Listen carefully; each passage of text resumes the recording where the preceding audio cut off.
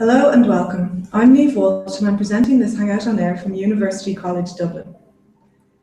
This Hangout will give information to international students who applied for a master's degree in UCD School of Politics and International Relations.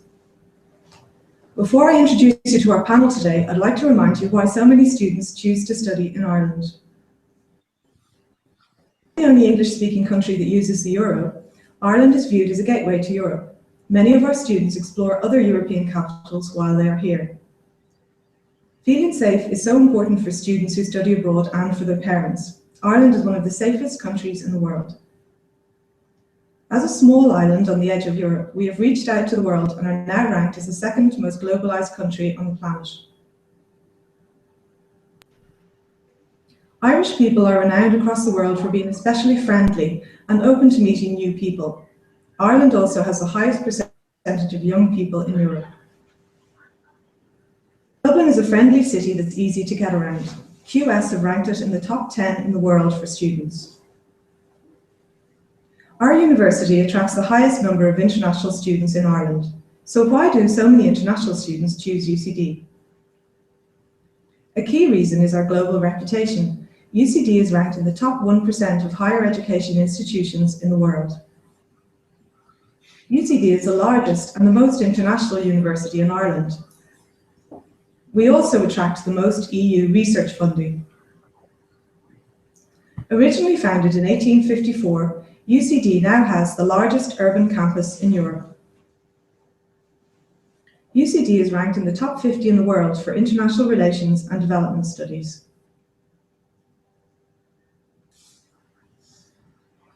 Our graduates work with international private sector employers, government agencies, and non-governmental organizations all over the world in a variety of roles. Half of Ireland's prime ministers were educated in UCD. If you've received an unconditional offer or a full offer, this means that you've met all the entry requirements for the course. Congratulations. If you've received a conditional offer, this means you will be accepted if you meet certain additional requirements. This may be an academic requirement, in which case your offer depends on your final results, or an English language requirement, in which case you must meet the English language requirement. For detailed information about coming to study in Ireland, visit the UCD International website. You click on Study at UCD and then click on Coming to Ireland. This will give you all the information you need to get ready to come over. I will now introduce our panel.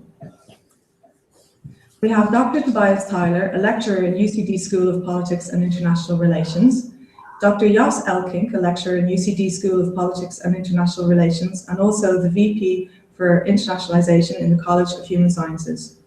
We also have two students. We have Lauriane Bard, a UCD student who's here with us in Belfield, and Vatsal Chandra, who's joining us from the US.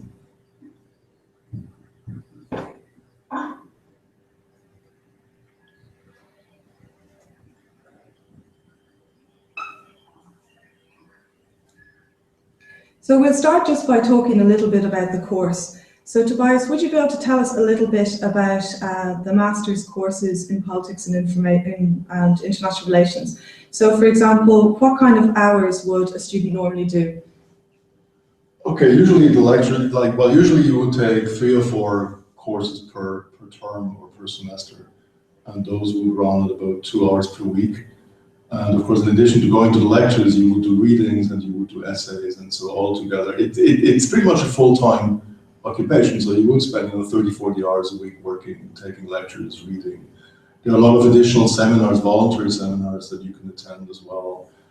There are many reading groups, so there's a lot of activity that you can engage in if you feel like doing so.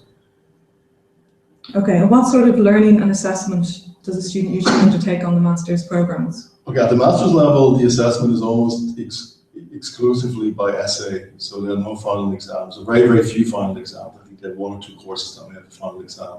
But by and large, the standard, as is pretty much the case worldwide actually at the MA level, the standard is that you are being assessed by final essay.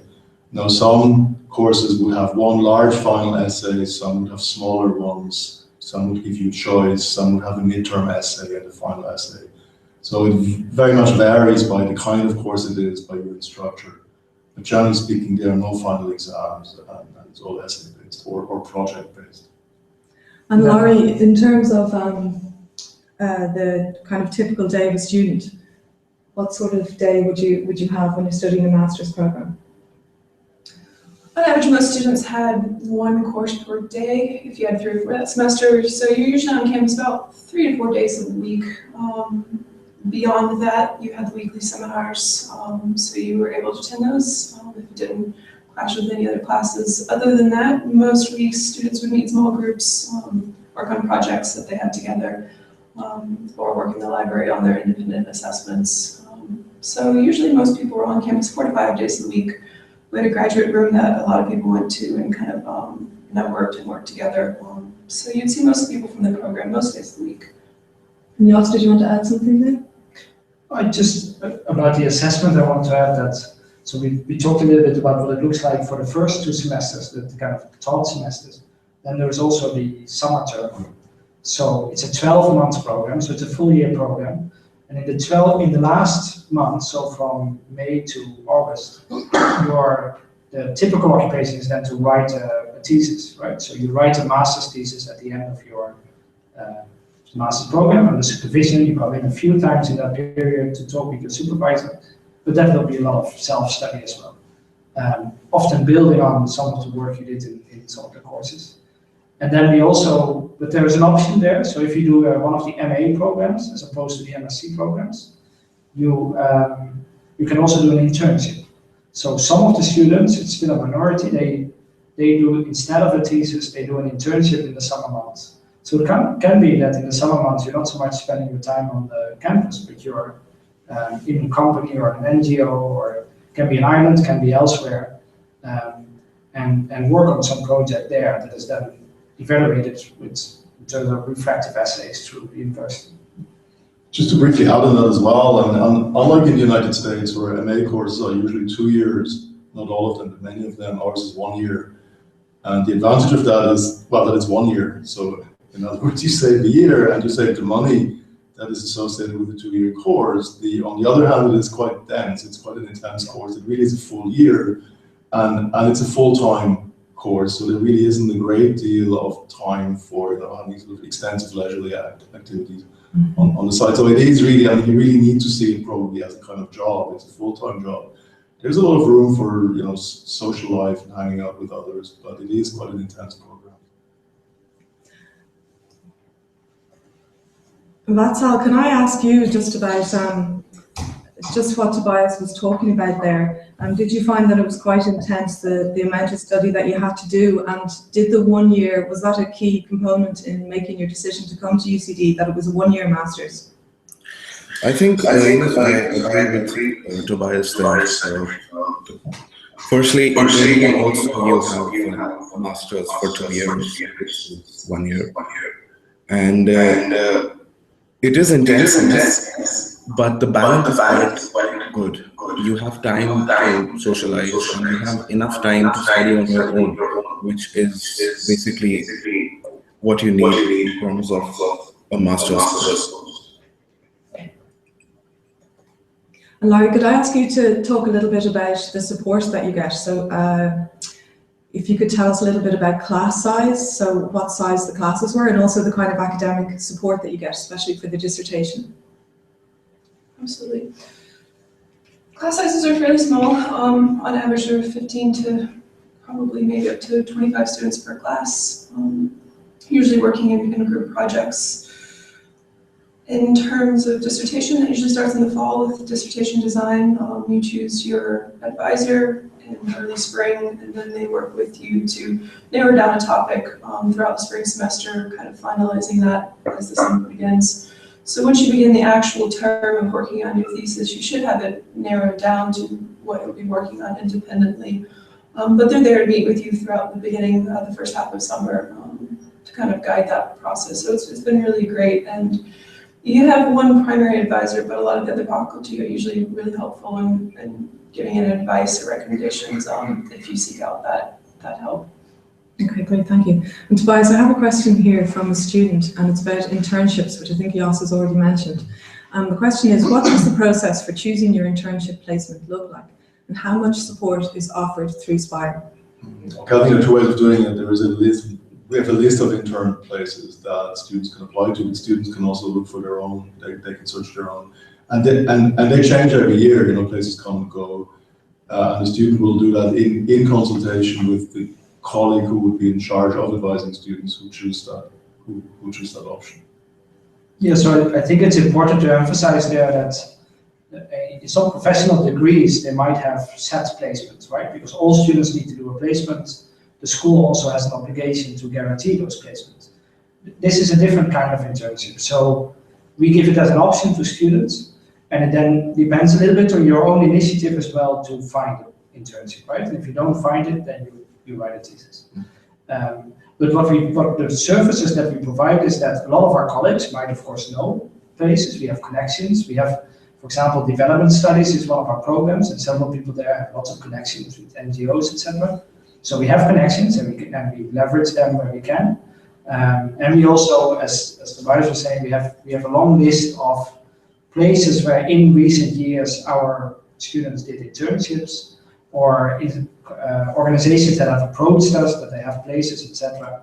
So we definitely help you on your way. But the responsibility ultimately is with the student to find a place. Okay, thank you. We have another question here, which is about the dissertation, if a student decides to go that route. And it is, what is the timeline for dissertation research and writing? And how does the dissertation design module fit in? So either Tobias or Josef, you want to take that one? Okay, the dissertation, you really start, I mean, we really encourage students to start thinking about their topic really from day one. But usually they kind of narrow down their topic by, you know, kind of roughly after Christmas. That's really the time when they should start doing it. And then of course they get into serious writing mode once the lectures are over, which is in May. The thesis is due towards the end of August, so it's about a 3-month period. Again, as I said before, it's really quite intense. So it's a 1-year program, and it's pretty much a full year program. So you really have to be working at it for the entire year.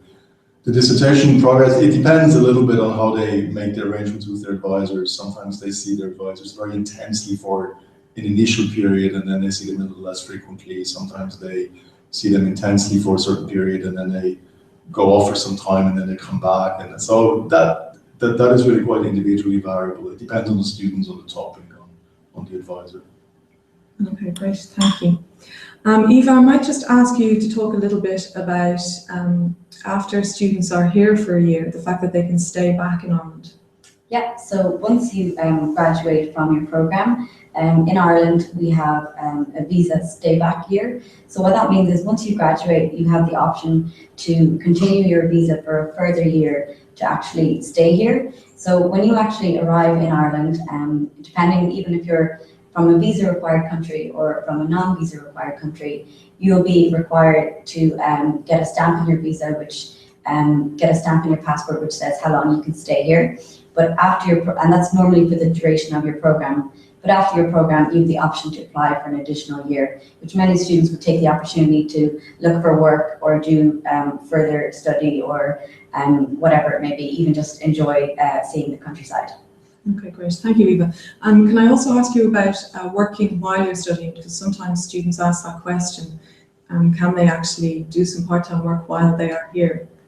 Yeah, so legally, the law states that you can work 20 hours per week during term time and 40 hours per week outside of term time, so in the holiday periods. But we would advise that students, any students coming to study a full-time program, that they wouldn't rely on getting part-time work. As Tobias has already said, the programs are full-time and you do need to dedicate a lot of time to the programs. Additionally, some students who we wouldn't want people relying on getting part-time work in the event that they were unable to find or actually balance their work-life studies. So it's definitely, you can work if you want to, and if you're you feel that you have the time to do so, but it's just something that we'd say is individual. Okay, great. Thank you, Eva. I have a question here, which is, when will we choose our courses for next year? Okay, you will you will choose them roughly about 2 weeks before term starts. I think it's an electronic system and that will open. And there is a 2-week ad drop period once the term has started. So it's really roughly a 1 month window within which you can make choices. And also change courses if you wish to do so within that 2-week ad drop period. And can I ask you as well, maybe Jos, to talk about the variety of options that are available, because I know that it's quite diverse and comprehensive in the School of Politics and International Relations. Could you talk a little bit about that? Sure. So you might have noticed, or maybe you were looking for a very specific program and you've only looked at that, so maybe you've been looking broadly in the field. But either way, you might have noticed that in our department, we have really a lot of programs. We have something like 10 different programs. International relations, international development, international political economy, nationalism and conflict studies, that's not exactly the name, politics, etc. So we have quite a wide range of programs. And that means that you have some core modules that are part of your program that are really at the heart of, say, international relations or international development. But that in the options space, there's really a lot of variety of modules because we take from all those different programs. So if you say do the MA in International Relations, it will mean that you have 2 core courses, but you have 4 optional courses, or maybe slightly more depending on the credits. And you can take them from across all those programs in the school, and even from some outside the school, in law, in history, in geography, in economics, etc. So the range of optional modules is really quite large on most of the programs. Okay, and Laurie, can I ask you just to tell us a little bit about the program that you chose and maybe some of the favorite modules that you studied while you were doing your course? I studied Master's of Arts in International Relations, and I think I chose the specific program in Ireland because I was interested in kind of moving out of my traditional frame of reference. I studied my undergraduate in the US. I studied anthropology and international relations, and I was kind of interested in moving from the perspective that is often taken in the US to something quite different. And obviously Ireland is an EU member state, and I thought that would be a different way of looking at international politics, and the class sizes and the diversity is really allowed to engage with a lot of different perspectives, and all of that is manifest in just a really great program. Great. Vatsal, I might ask you the same question. What program did you choose, and what were your favorite modules? I also did MA in International Relations, and my interest was towards security studies, and therefore choose other subjects which were related to my stream. For example, field of information studies in the theoretical framework of information gave me a good background so as to analyze the whole framework of the. Therefore, it was a good experience, and I kind of got what I wanted through this course. Great, thank you, Vatsal. Jos, I might ask you this question from a student, which is, what are the job opportunities after we graduate? I hope you would ask that to Tobias. I think he knows much better. So Tobias has been longer on the program and he knows more. Okay, I mean, when people ask me this question, I mean, there are really 2 types of degrees, right? If you study dentistry, you become a dentist, right? So if you study any social science subject, generally speaking, there's not one single clearly defined career path, right? So you can find your own way, which often means that people go about this slightly roundabout ways. Usually, I mean, you can break it down into a couple of professions. There's quite a large number of students that would go into things that would be broadly sort of NGO related. That may include, particularly in development strand, that would obviously relate to development, various forms of domestic lobbying as well. Some people would go into public service. Some people would go into the diplomatic corps, various branches of government. Others would go into various forms of business. They would take perhaps additional professional qualifications such as accounting, such as law. Some would go on to do PhD, quite a large number would do that. Others would do completely different things eventually. So it really does depend. Like it's a very, very wide, fairly unstructured, wide field of opportunities. But generally speaking, particularly people who want to go into journalism or any kind of work that involves communication with the public, generally speaking, they will find that a degree in political science is good because it gives them a good grounding. It makes them, it just opens their minds in ways that perhaps sometimes more specialized and more narrow degrees sometimes don't. Right? So I think, and a lot of people give us that feedback that it really opened their mind, and employers generally value that. Mm-hmm. Okay, thank you, Tobias. And Eva, I might ask you just to talk a little bit about the support that students and graduates get from the Careers Office. Yeah, so on campus here we have the Careers Office, and they are there to support you throughout your time here at UCD. So any student at any time during their degree or master's program can make an appointment to meet with our careers team, who can give you advice on everything from developing your CV and your cover letter to interview skills. They also organise events on campus where some employers or organisations would come into campus to promote their business or organisation, and just to open up our students to lots of opportunities of meeting both internal and external opportunities that might be available. So as well as that, they would advertise jobs as well to our students. So they really have a wide variety of service that it's completely, a lot of the students would go and take advantage of all the help they can provide. That's great, thank you. Just in terms of students who, I mean, as I said before, there are quite a lot of students who go on to a PhD, and for those, the thesis option is a very good option because it's a little mini experiment in whether this is something they would like to do or not. And some find that this is really something they enjoy doing, and then they take that as an incentive to go on to do a PhD. And some, which I think is equally as valuable, find out that this is not something they would like to do, right? That this is not, that they are cut for something else, in which case it's also a valuable experience.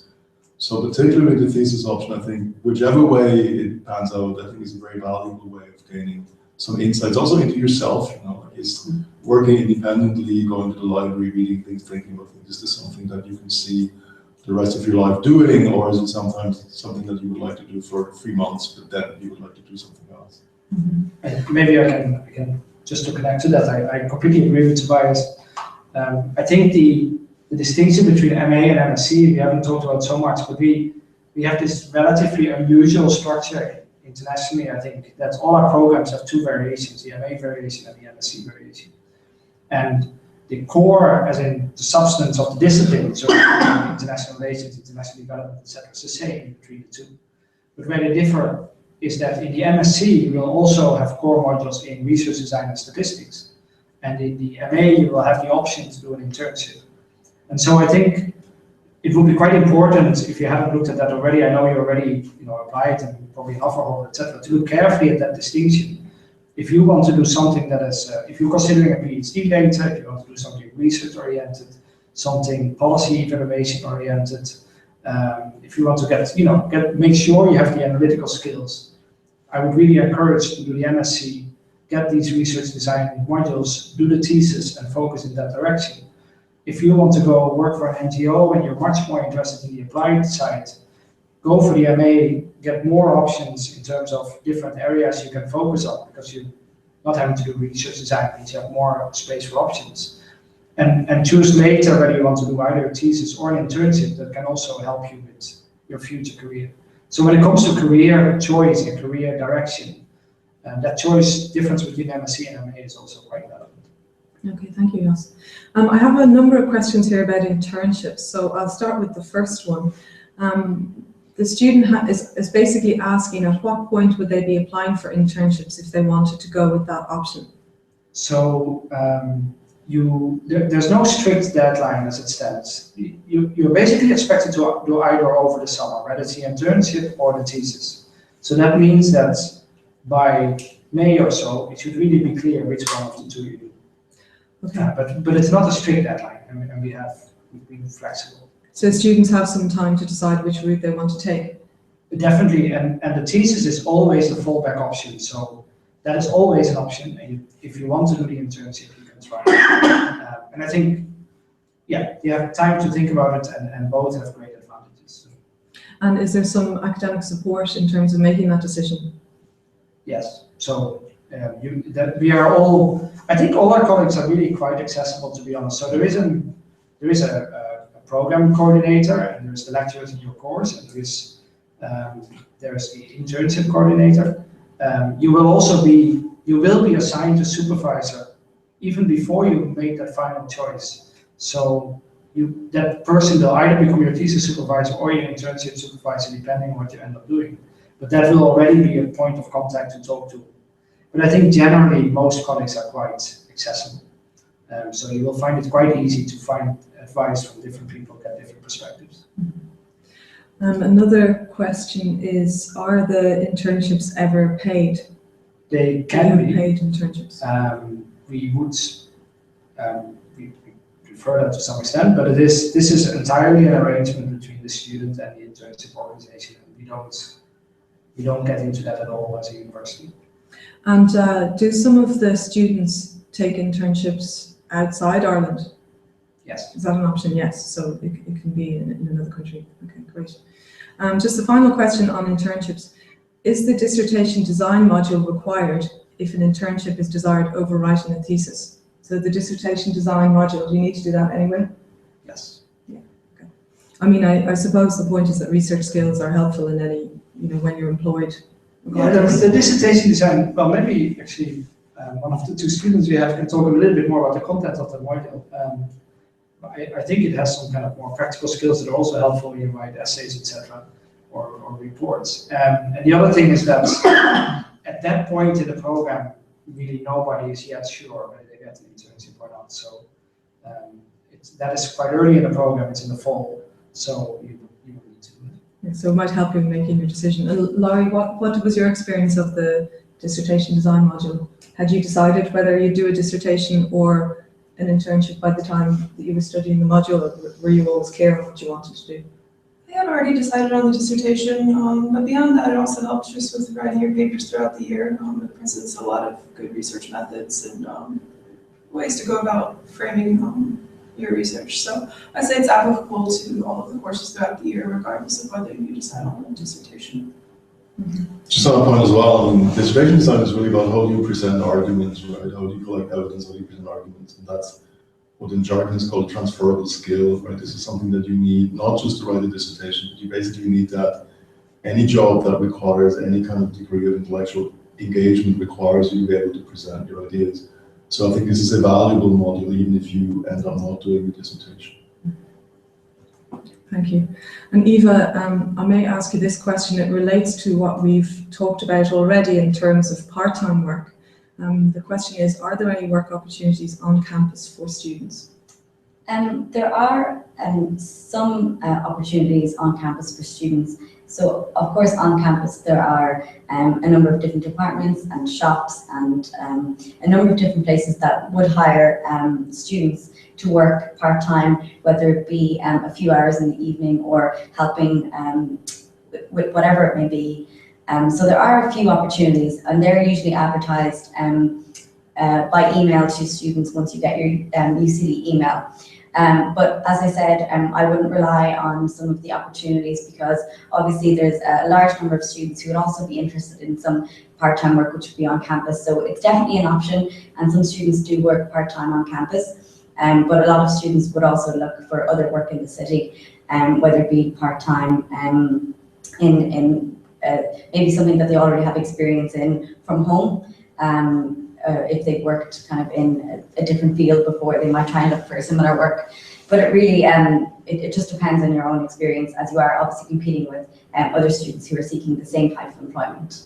But just to reiterate, it's really important that you budget for a whole year of living expenses. Of course, yeah. If you manage to find a small part-time job for a few hours a week that can help you a bit, great, but don't budget assuming that. You have a year-long stay-back visa, which is rather unique compared to most countries. In that year, you can focus on re-earning some of the money you spent during your masters. But during the year, really, you want to focus on your studies. You don't want to come all the way to Ireland to do a program and then not be able to get the most out of it. Okay, thank you, Jos. Laurie, I'm going to direct this question to you because I'm getting some feedback from Vatsal's microphone, and it's just really to ask you about the social aspect of the course. So being here in Ireland, in terms of meeting people or being involved in societies or sports, because we do have some excellent facilities here for sports. Can you just talk a little bit about, meeting people and what your experience was socially? Absolutely. Well, first and foremost, Ireland is one of the easiest places in the world to meet people. I mean, they're the most hospitable people that I've come across in quite a while.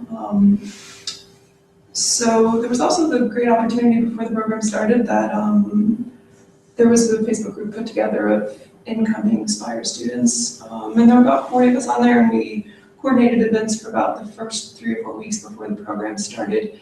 And Vatsal and I actually got to know each other before the program officially started, and quite a few students ended up living together based upon that. So I really encourage people to reach out before it starts. And then throughout the year, it's really a close-knit program. I think total there were 50 master's students roughly, and they were continuously working together, socializing together. But even if you branch out beyond that, it's very easy to meet people here if you have the time to do so. And just on that, there is a Facebook group for incoming students for this academic year. So if you are on Facebook and you just type in UCD International 15-16, it should come up for you. And also, once a little later on in the summer, there will be opportunities for students to get to see the class profile through their actual login. So that's not available at the moment, but over the next few weeks, you will be able to see if you wish to be visible to your class, you will then also be able to be visible for your classmates, which means there'll be a way to connect on Facebook and other social media. So you will receive emails about updates like that. And Eva, can you just tell us finally a little bit about orientation? Yep, so there are a number of orientations across the university. So there's a specialized international orientation for all of our international students, and that goes alongside our general orientation for all students. And then of course there's separate program smaller orientations as well. So when you arrive on campus from the 27th of August, there will be activities happening all across the university. The orientation timetable will be updated and emailed to you a little bit later on in the summer, so you get to plan all the activities that you want to attend in advance. And the orientation activities include things like there's an airport welcome from the 27th, so anybody arriving into Ireland between the 27th and the 30th, I think we will have staff actually at the airport to welcome you. And also we run a number of events just to get to meet your class and other national and international students. So there's lots of opportunities to actually get familiar with class with the university before your classes start. That's great, thank you, Eva. So I'd like to thank you for taking part in our Hangout today, and we hope that you found the information useful, and we look forward to welcoming you to UCD in September.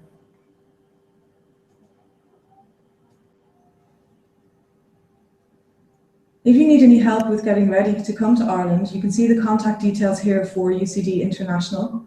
And also, if you have any questions about the course, you can see the contact details here for the actual school. Thank you very much and goodbye.